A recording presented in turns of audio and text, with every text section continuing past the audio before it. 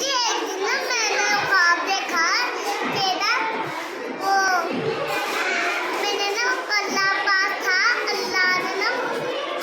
मैंने नमाज पढ़ी, अल्लाह ने मुझे अल्लाह वाले खिलौने दिए। और उसके बाद ना फिर मैंने शैतान को दिखाई, शैतान देख के मर गया। अच्छा, और क्या हुआ था फिर? बस। तो और भी कोई ख्वाब आया था आपको? और हाँ, आया था। वो कौन सा है? मैं एक दिन सो रहा और बकरियां इतनी चीख रही थी हमारी, और धूप निकली हुई थी।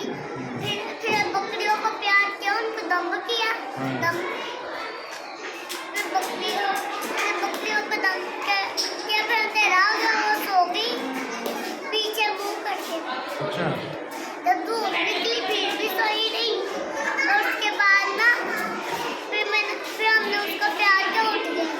वाह जी वाह, कितनी बकरियां आपकी? 4। वाह, एक छोटा लेला भी है। अच्छा अच्छा, किस कलर की हैं? एक ब्राउन है, एक छोटा, एक और ब्राउन है, एक चिट्टी है, एक ब्लैक।